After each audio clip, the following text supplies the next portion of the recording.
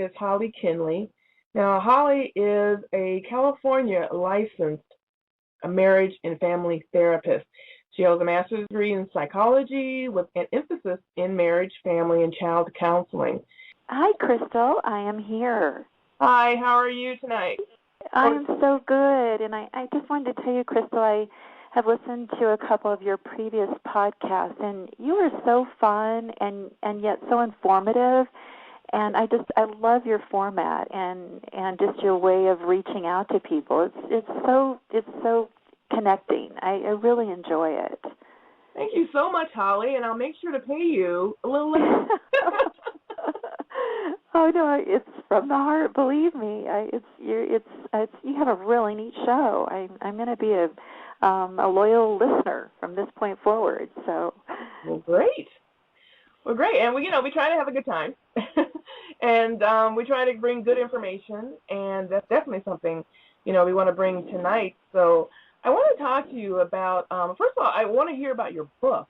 So tell us a little bit about your book that you have out about cyberbullying. Thank you, Crystal. This book came about because I think, so many of us, regardless of our age, probably endured some type of bullying or teasing as we were growing up. And, I know I did as a young person, and that was pretty tough at times. But as an adult, when I started hearing about, as far back as 2006, young people taking their lives because of being cyberbullied relentlessly. There were several high-profile cases as far back, as I said, as about 2006, Megan Meyer, and then Phoebe Prince in 2010, again, another high-profile case. And, Crystal, it just sickened me. I thought, what is going on? And, enough is enough, because this is an issue that we can address and do something about. So from that, to make a long story short, I did a lot of research and a lot of work in the area, and I wanted to create something to help parents and guardians. So it's a small book, it's a practical book, but it is a roadmap to helping parents and guardians navigate through this difficult issue. Now, and, when it comes to teens, as a parent myself, and my daughter turned 18 yesterday, yay. Oh, my gosh. And she's still in high school, so we have to deal with that. But when you think about teens, especially girls, I don't know if it's mainly girls who have the cyberbullying. Do you think it's mainly females, or is it boys as well?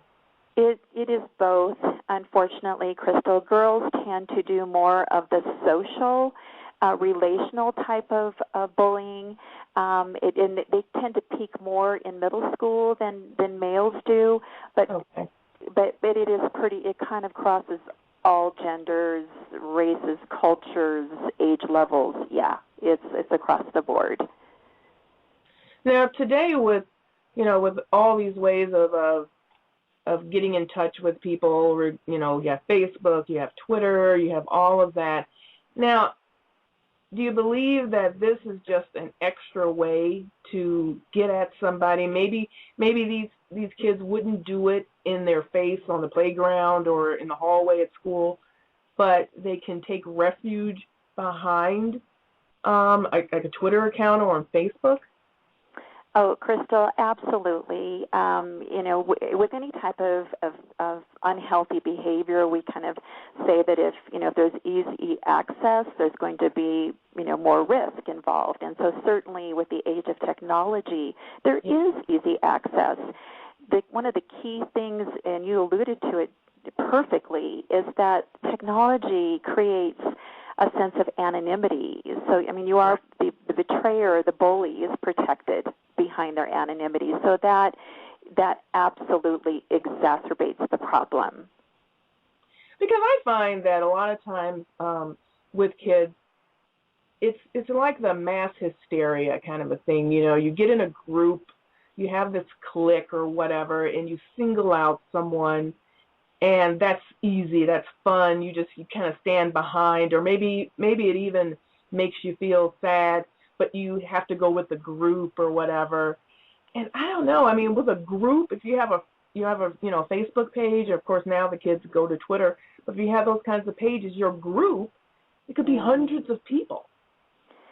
And, Crystal, that's another thing that makes it, that's how we have a new word in our vocabulary, tragically, which is bullicide. When I talked about a couple of those individuals, when you have hundreds and maybe thousands or hundreds of thousands of I call them cyber standards, jumping on and hurting you and harming you and abusing you, and very, very difficult in many cases to get it down. There's just no refuge for the victim. So, yeah, it is. We're talking about abuse on a very, very large scale. Right.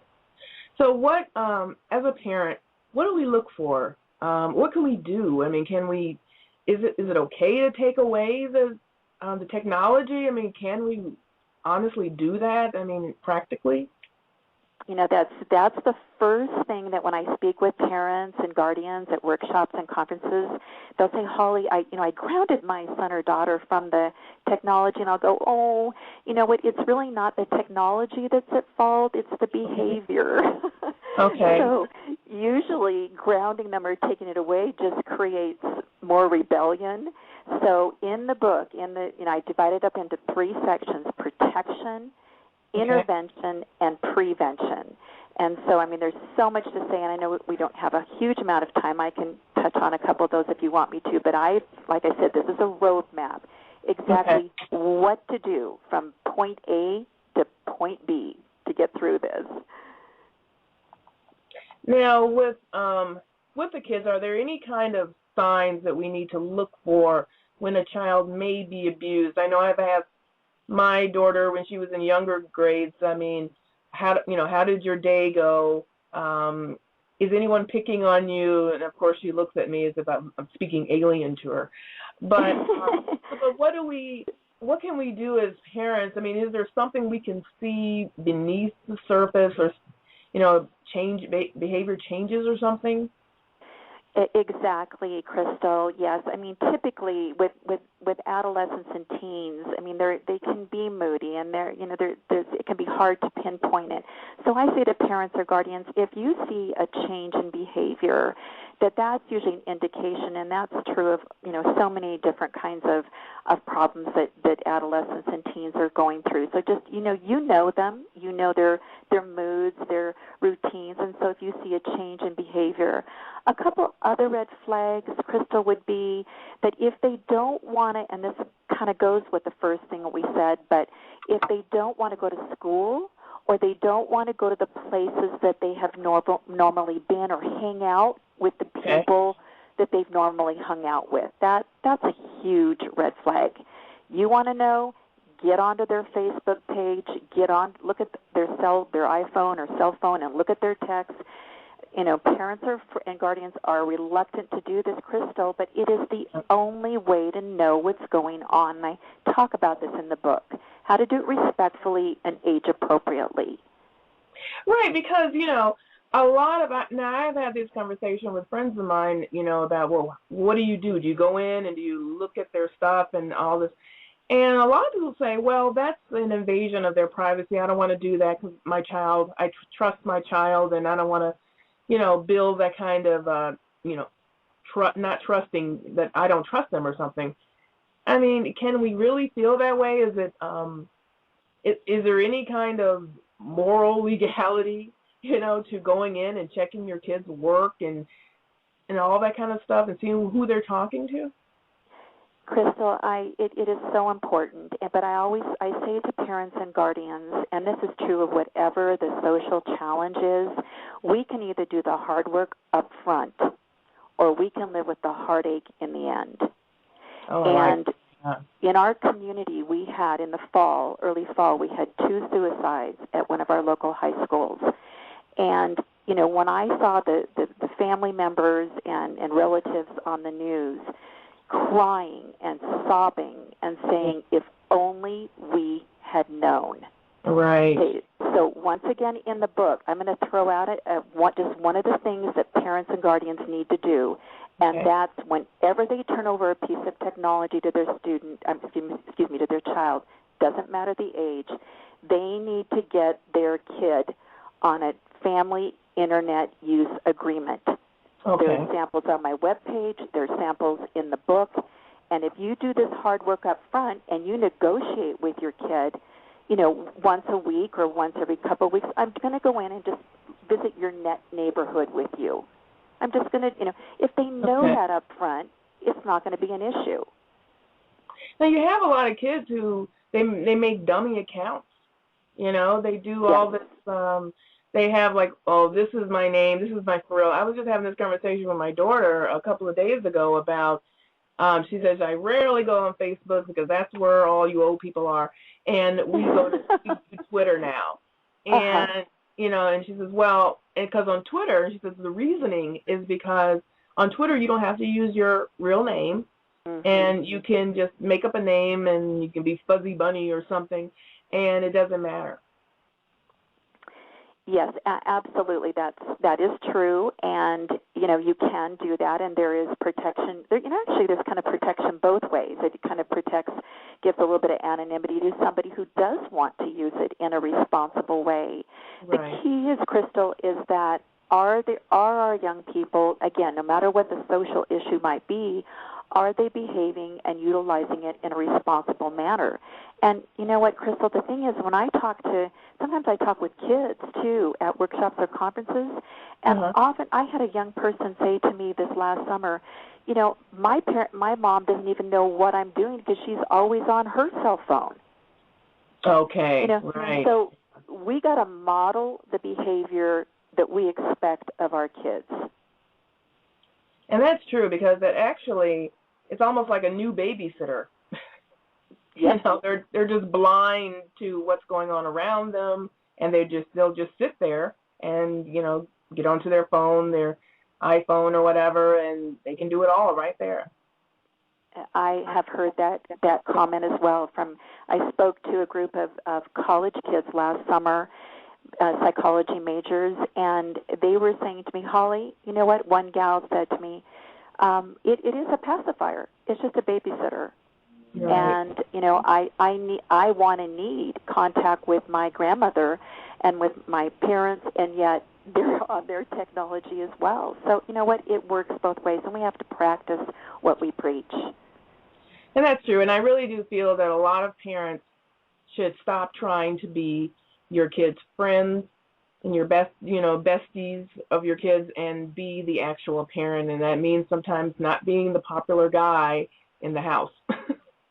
That I do agree with that, and I talk about some appropriate parenting strategies in the book, in Cyberbullying No More, because it is a really, Krista, we have to remember that our young people, as do we, have a relationship with, think about how much time they spend on their technology. So it is to our best interest if just as though they were dating someone, seeing someone, hanging out with someone, that we get involved.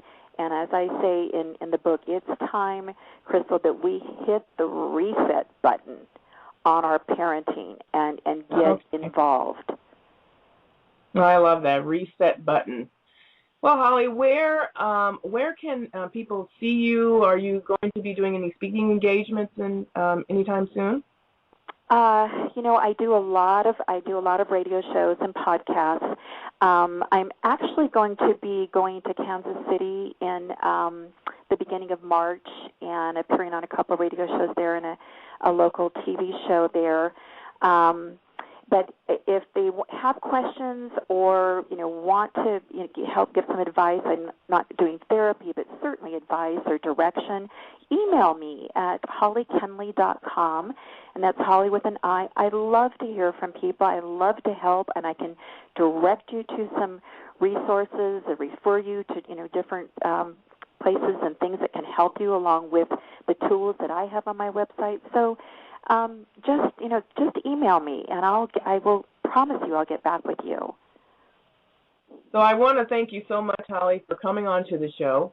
And I want to make sure that everybody checks out hollikenley.com and give her a holler, because, we all need help in this.